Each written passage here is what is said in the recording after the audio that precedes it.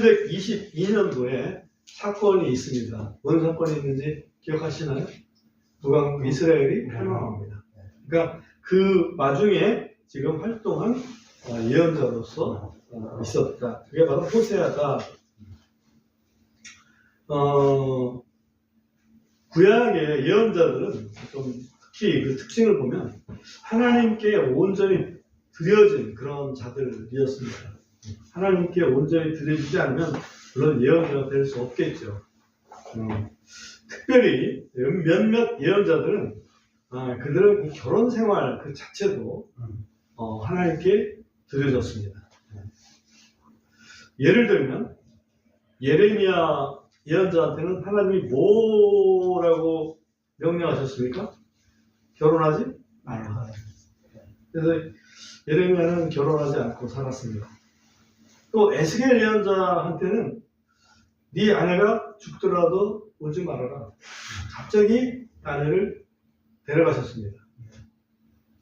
그게 왜냐면 그 아내는 이스라엘을 상징하기 때문에. 그래서 그걸로 이스라엘 백성을 교훈하려고 그랬습니다.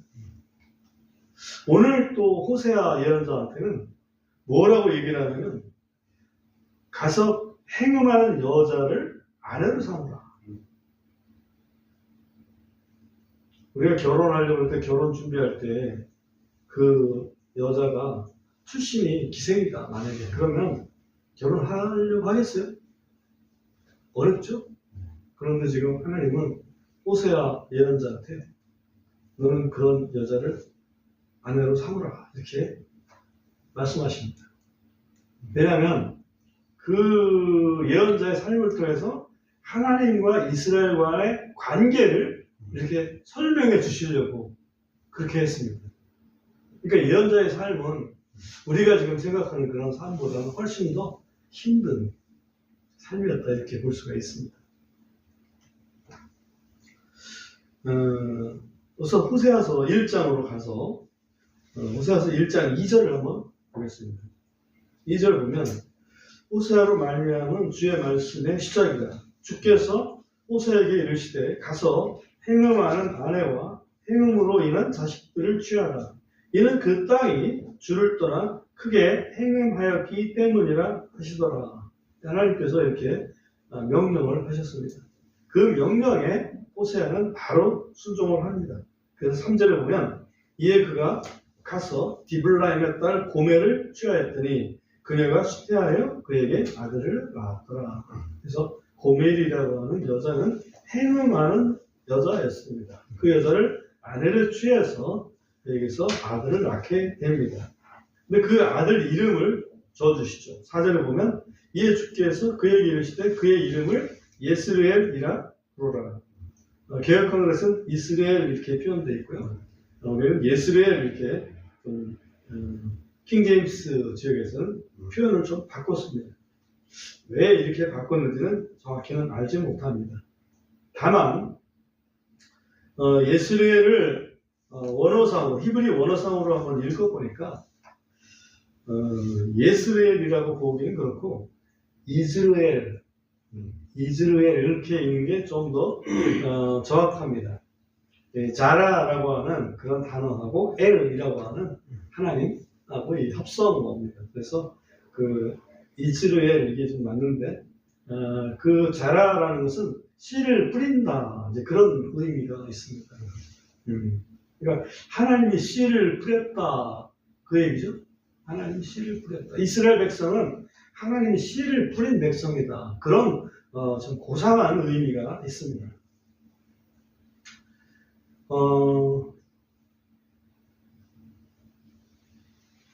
그 다음에 또 뭡니까? 4절에 잠깐 보면 중간에 보면 이는 잠시 후에 내가 예스라엘의 피에 대한 원수를 예후의 집에 갚고 이스라엘의 집의 왕국을 그치게 할 것이기 때문이라.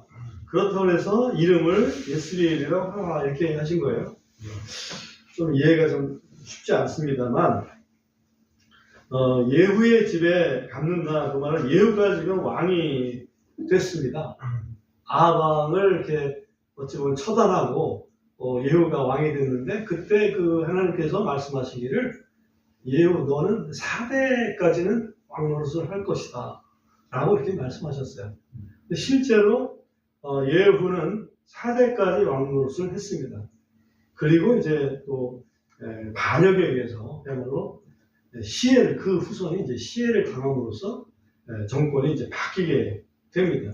그래서 예후의 집에 갖는다 그런 뜻은 바로 예후의 집이 이제는 끝나고 망하게 된다. 그걸로 끝나는 게 아니라 이스라엘의 왕국을 그치게 한다. 여기는 722년도에 이스라엘의 완전히 멸망할 것까지도 말씀하시려고 지금 그 이름, 아들 이름을 예스레엘이라고 졌다 이거죠. 참 이거는 신기하죠. 하나님이 심으신 백성인데 하나님 뽑으실까? 차라리 하나님이 뽑으신다 이렇게 이름을 좀 줬으면 이해가 좀 쉬운데 좀 어렵습니다.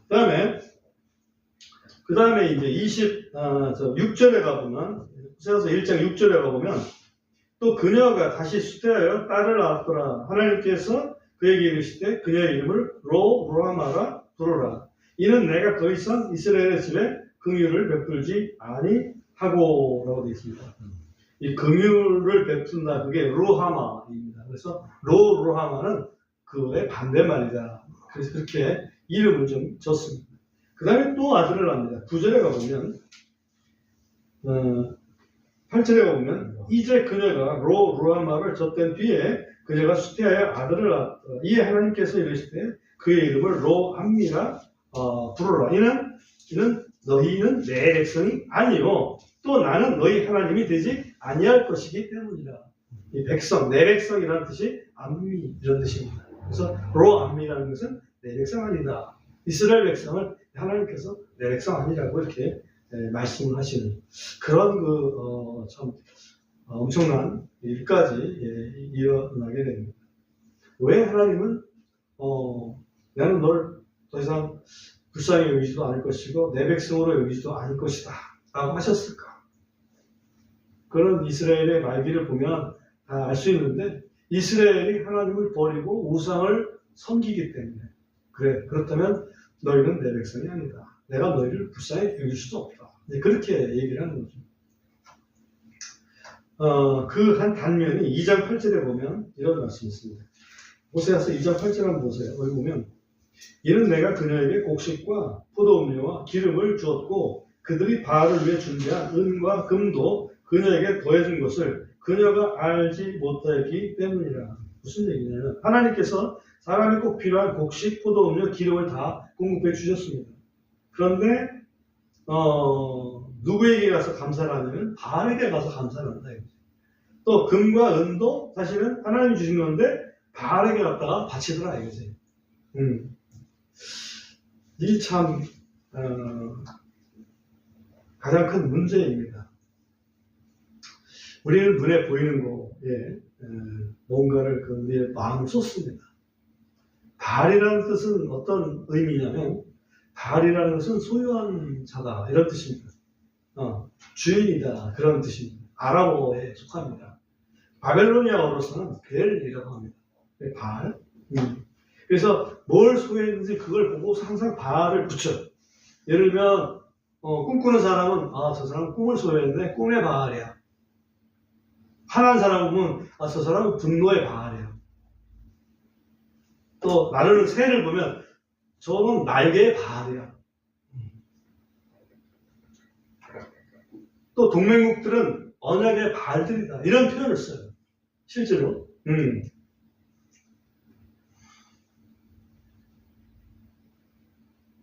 또 이름들을 막 붙이죠. 예를 들면 왕궁을 소유한 사람이다. 바알, 하솔 뭐 이런 식으로. 또 헤르몬의 소유자다. 바알, 헤르몬. 또는 부올 산의 주인이다. 바알, 부올. 또 귀신의 왕이다. 바알, 세불. 성경에서 많이 좀 들어봤죠? 왜 그럴까? 한번 생각을 해봤습니다. 왜 그럴까? 그게 우리하고는 어떤 관계가 있을까? 우리 예전에 보면 토속신앙에서 보면 좀 뭐랄까 좀 규모가 웅장하고 그러면 그걸 신이라고 거의 섬겼잖아요. 예를 들면 산에 가면 산신, 또 땅에 늘 살고 있지만 땅에 가면 지신, 바다에 가면 해신, 또 태양을 보면 태양신. 우리하고 거의 비슷한 것 같아요. 뭐든지 보면 그걸 신으로 생각한다 이거지. 그걸 발이라 붙여보자고. 산신, 산발, 지신, 땅발, 그죠? 물론 거꾸로 하겠지만 그쪽 발이 먼저 올라가고 그다음에 뒤에 있지만 해신, 바다발, 그렇죠? 그런 식으로 할 수가 있다 이거지. 이 문제는 뭐냐? 바알 숭배라는 뭐가 문제냐? 다 이렇게 하나님 만드신 것을 좀 존중한다고 생각하면 뭐 이렇게 문제가 없지 않을까? 큰 문제는 없지 않을까? 이런 그 얄팍한 생각을 할 수 있어요. 그런데 성경을 통해서 또 역사를 통해서 이렇게 보면 바알 숭배의 가장 큰 문제점은 뭐냐면 바알 숭배의 가장 큰 특성을 뭐랄까요? 풍성한 풍요 이런 거기 때문에 거기에서 나온 것이 다산 이런 거 관계가 있어가지고 결과적으로는 성적인 방종을 조장한다. 성적인 방종과 또 그걸 조장할 뿐만 아니라 그거를 심지어는 장려하기까지 한다. 그래서 가만히 보면 노아의 홍수 때도 그렇고 소돔과 고모라의 때도 그렇고 그 직전에 보면 나타나는 현상은 성적인 문제죠. 성적인 타락입니다. 세상적인. 아마 지금도 거의 그런 것들이 굉장히 많이 보이고 있습니다. 거기서 등장한 것이 아스타롯입니다. 아스타롯이 여신이죠. 바알이 남신이라고 하면 아스타롯은 여신입니다. 그래서 아스타롯에서 아세라 여러분 많이 들어봤죠? 아세라, 아슈타르 이 지역마다 이름이 조금 달라서 그런데 아슈타르 거기에서 부활절의 이름이 나왔어요. 이스터라고. 그러니 우리가 부활절을 맞이한 이스터라는 말을 좋아할 만한 이름은 아니다. 주님께서 부활하셨다 이게 더 낫지. 이스터, 아슈타르에서 나온 그런 그 여신의 이름을 따서 나온 그런 이름을 캐톨릭에서는 채용을 했던 거지. 그 역사를 알고 있어야 돼요.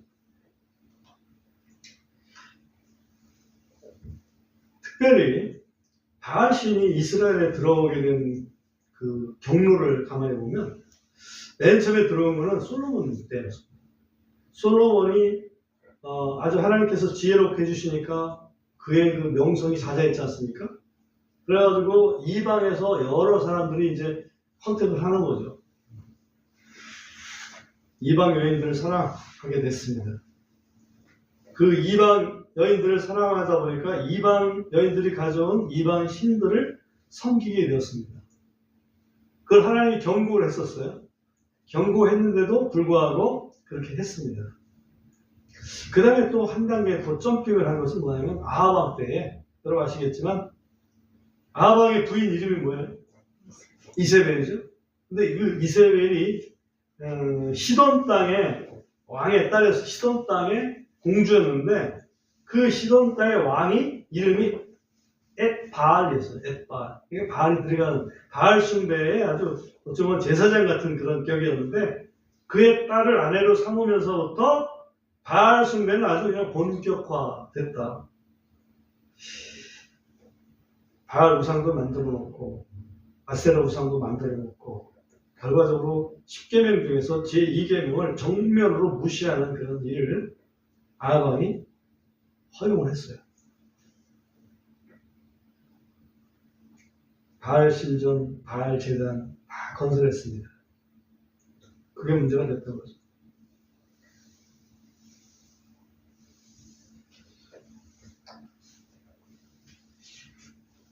우리는 동양이지만 우리도 좀 뭐랄까 하나님 말씀이 없는 그런 상태에서 뭐든지 보면 그 신으로 섬길 만큼 그런 어떤 그 마음들이 있었다고.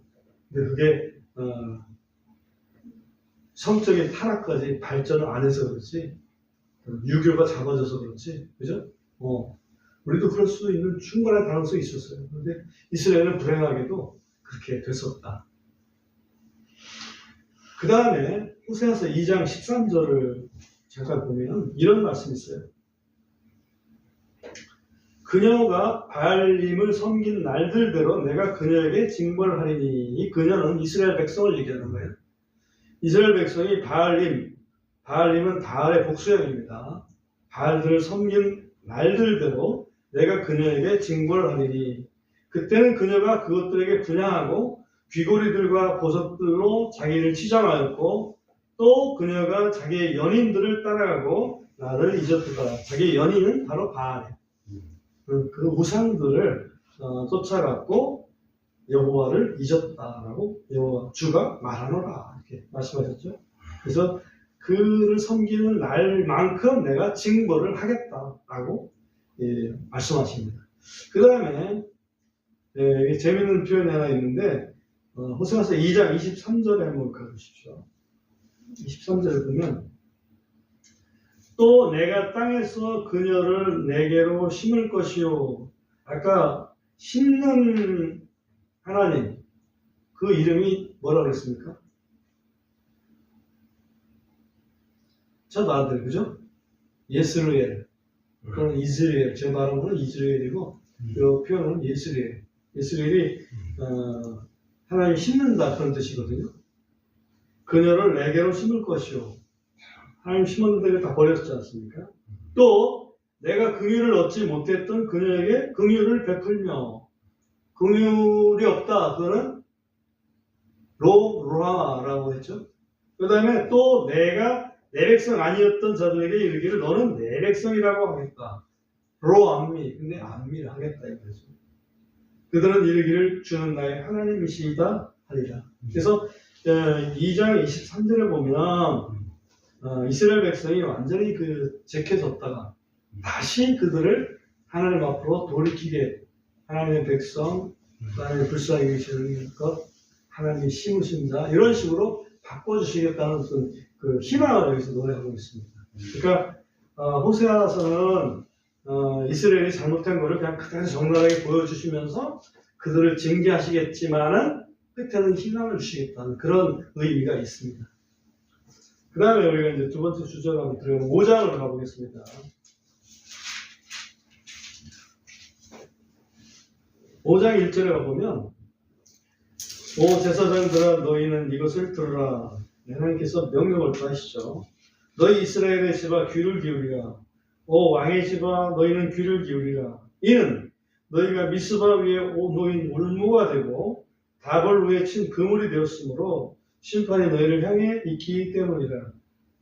여기 미스바도 나오고 다볼도 나오는데 다볼산 여러분 많이 들어봤죠? 네. 다볼산은 변화산을 다볼산이라고 이렇게 성경학자들은 이렇게 해석하기도 합니다. 예수님이 변화산에 올라갔는데 그 산이 다볼산이야 이렇게 이제 해석도 해요. 그래서 다볼산은 갈릴리 바다를 본다면 서쪽에 있죠. 그 다음에 여기 미스바는 갈릴리 바다를 본다면 동쪽에 있는 그런 그 땅의 이름입니다. 그래서 이스라엘의 동쪽과 서쪽을 여기서 의미를 하고 있습니다. 그래서 그 동서 양쪽에다가 한마디로 올무가 되고 그물이 되었다. 올무가 되고 그물이 되었다. 넘어질 수 있는 그런 거리가 되었다라고 제사장들한테 또 왕들한테 이렇게 이야기를 합니다. 하나도 좀 그래도 하나님께서 야 얘네들은 괜찮아 이럴 사람들이 있어야 되는데 제사장들도 그렇지 왕들도 그렇지 심지어는 이스라엘 집 그 백성들의 대표로 볼 수 있는 두령들도 다 그렇지. 그들을 하나님께서는 뭔가 남은 백성들을 좀 지키라고 그래도 파수꾼 형태로 이렇게 직임을 주셨는데 그들을 외적의 침략으로부터 이렇게 지키는 일은 그만두고 완전히 그 딴짓거리를 했다. 이제 그 얘기를 지금 하고 계신 거예요. 5장 7절에 가보면 그들이 주를 대적하여 배반하였으니 이는 그들이 낯선 자녀들을 낳았기 때문이라. 낯선 자녀들을 낳았다는 얘기는 하나님의 백성, 하나님을 아는 참 백성이 아니라 하나님을 모르는 우상을 섬기는 백성을 낳았다 그 얘기입니다. 이제 한 달의 짧은 기간이 그들과 그들의 몫을 삼키리라. 한 달이라는 짧은 게 진짜 한 달 만에 이스라엘이 망하지는 않았는데 짧은 기간에 이스라엘이 망할 것을 여기서 말씀하고 있습니다. 제가 그걸 한번 그 날짜를 쭉 한번 따져봤어요. 한번 좀 따져봤더니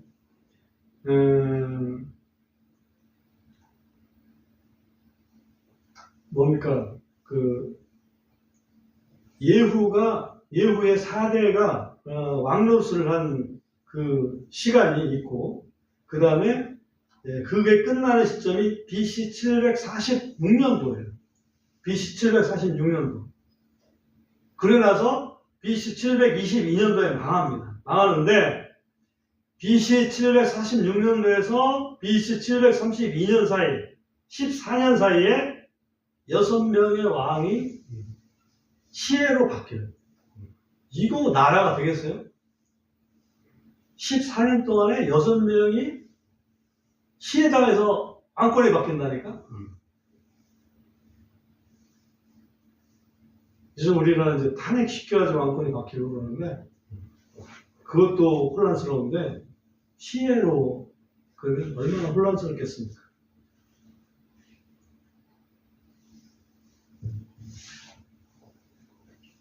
아주 짧은 시간 동안, 한 달의 짧은 시간 동안에, 그렇게 망할 것을 말씀하고 있다, 이렇게 볼 수가 있습니다.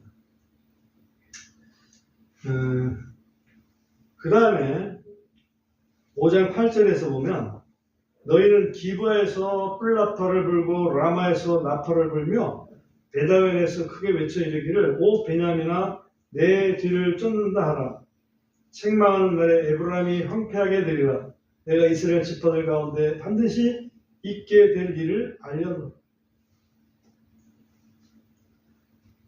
너희는 다시 말하면 파수꾼들 또는 예언자들한테 명령을 하는 겁니다. 너희는 기브아에서 뿔나파를 불고 라마에서 나팔을 불고 베다웬에서 크게 외치라. 기브아, 라마, 베다웬 지역들이 어디 있나 이렇게 살펴봤습니다. 살펴봤더니 그 예루살렘보다는 북쪽이고 그 이스라엘 그 뭐랍니까 그 남한국 유다하고 북한국 이스라엘이 있으면 그 경계 지역이 있잖아요. 그 경계 지역이 이제 라마를 건설한 그 기억나죠? 라마를 건설하러 이스라엘 왕이 왔다가 그 위에서 또 적군이 침입하니까 중단한 거를 또 유다 왕이 갔다가 그 다른 데 성 쌓고 했던 그런 사건이 있습니다. 바로 그 지역에 기브와 라마 베다웬이 바로 이스라엘과 유다의 경계 지역입니다. 그 지역에서 무슨 경고의 메시지를 누구한테 얘기하냐면 베냐민한테 메시지를 줍니다. 베냐민은 북한국 이스라엘에 속합니까? 아니면 남한국 유다에 속합니까? 남한국 유다에 속하죠. 그래서 남한국 유대야 너희들 좀 경각심을 좀 가져라. 그런 의미예요. 북한국 이스라엘 지금 망하고 있다. 그 적군들이 너희를 쫓을 거야. 그러니까 조심해. 하는 그런 그 이야기를 여기서 하고 있습니다.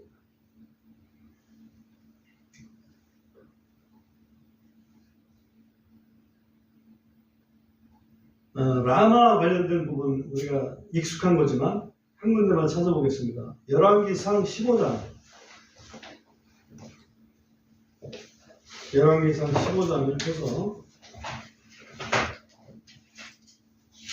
17절 17절 읽어줘 보시겠어요? 이스라엘 왕 바하사가 유다를 치러 올라가서 라마를 건축하더니 이는 아무도 유다 왕 아사에게 들어가거나 나오지 못하게 하려 함이더라. 예, 여기는 이스라엘 왕 바하사가 유다를 공격한다 그랬잖아요. 네. 그러니까 이스라엘이 유다를 공격하려고 라마를 건축했다고. 그죠? 그런데 라마를 건축하는 것을 보고 사실은 유다가 다른 나라에 원조를 어떻게 보면 요청을 한 겁니다. 원조를 요청해서 그 이스라엘의 그 공격을 막았죠. 이스라엘 공격을 막은 후에 사실은 그 잔재를 갖다가 다른 데를 건축을 하게 됩니다.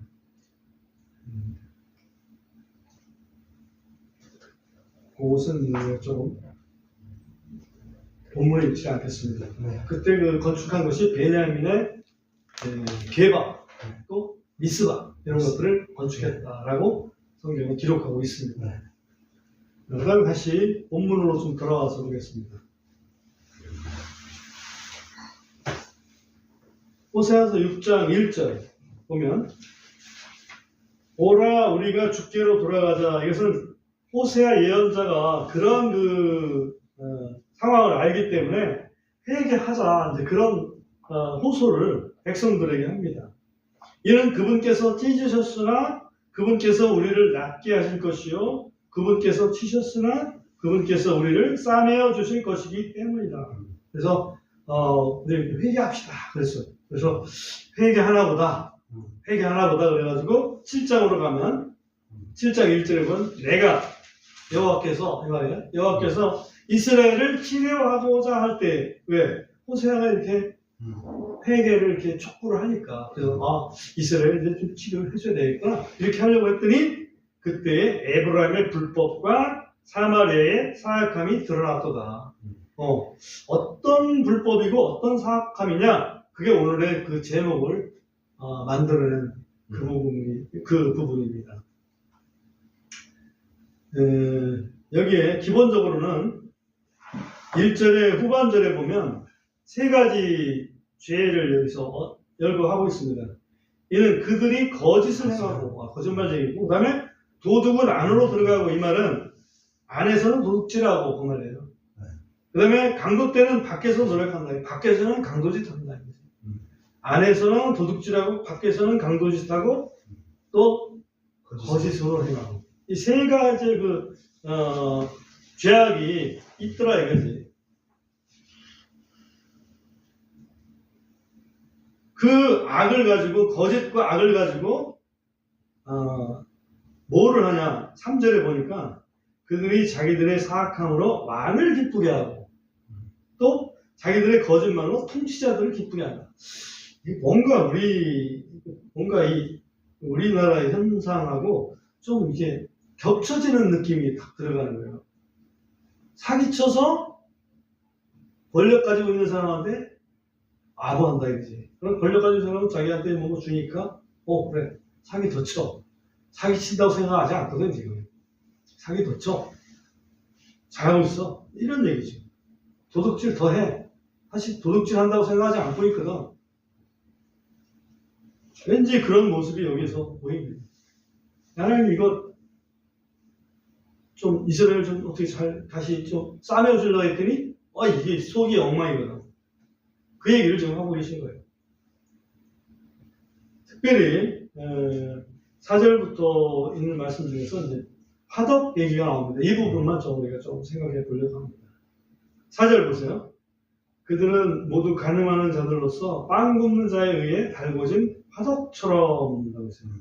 빵을 구우려면 화덕에 달궈야 되겠죠. 화덕을 달구는데 거기 보면 재밌는 표현이 있어요. 그가 빵 굽는 자가 그 말입니다. 반죽을 만든 후에 그것이 발효되기 전에 가열하기를 멈추느니라. 이게 무슨 뜻일까 하고 좀 나름대로의 그 프로세스, 과정을 한번 생각을 해봅니다.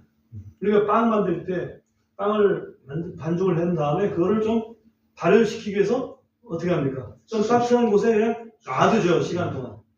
그리고서 그 다음에 굽잖아, 그지? 그러면 그 과정을 얘기하는 거예요. 이게 좀 마치 그 예수님 비유 속에서 누룩 비유처럼 가루서말 속에 누룩을 딱 넣었더니 온 땅에 이제 번졌다는 것처럼 반죽을 만든 다음에 그것이 발효될 때까지 기다리는 거지. 그리고 나서 이제는 빵을 제대로 굽는 거예요. 근데 여기 보면 6절에 보면 이렇게 있어요. 이는 그들이 매복하여 기다리는 동안에 그들이 자기들의 마음을 화덕처럼 예비하였기 때문이다. 이 사건들이 아까도 말씀드렸지만 14년 동안에 왕이 몇 명이 바뀌었다고요? 6명이 바뀌었어요. 그러니까 한 시의 사건 하나 일으키려고 그러면 얼마나 그 주도 면밀하게 준비를 할까. 그죠? 그리고 면밀하게 준비를 한 다음에 실시, 만약에 명령을 딱 누가 내린다 그래요. 그러면 그 순간적으로 막 해야 되잖아요.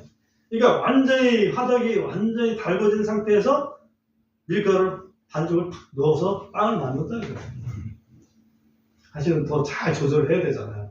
조절해야 되는데 이건 이제 그거의 하나의 비유만큼만 이 사람들이 지금 완전히 그 뭔가 이 악행을 하기로 준비를 막 철저히 해가지고 완전 준비가 된 거예요. 그래가지고 시해를 했다고. 14년 동안에 6명의 왕을 바꿔치기 합니다. 그래서 됐던 왕들이 스가랴, 살룸, 문하햄, 부가야, 베가, 호세아. 호세아가 맨 마지막. 이 사람은 꽤 그래도 732년부터 10년 동안 그 왕노릇을 했어요. 망했죠. 완전히 망했죠. 그 끝 왕이었는데 그 6명이 그런 일을 통해서 왕권을 바꿉니다.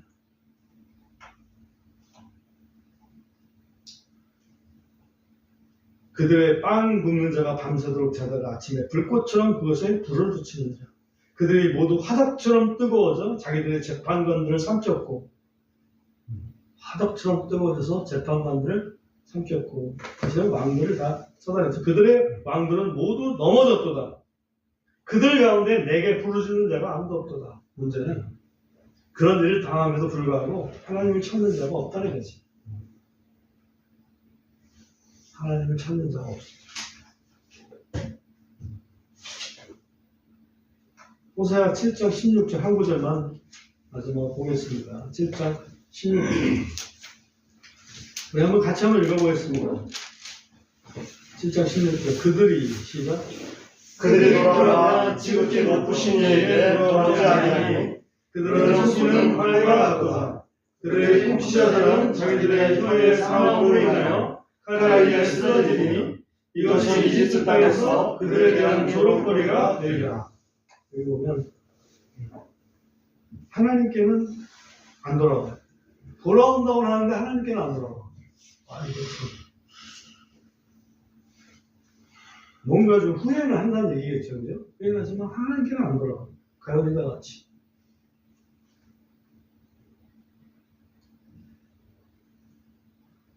하나님께 돌아오지 않으면 겉으로는 회개할지 몰라도 속으로는 회개하지 않으면 하나님이 받아주시겠을까? 하나님은 겉을 보시는 분이 아니고 사실은 중심을 보시는 분이기 때문에 그런 경우는 받아주시지 않는다는 거죠.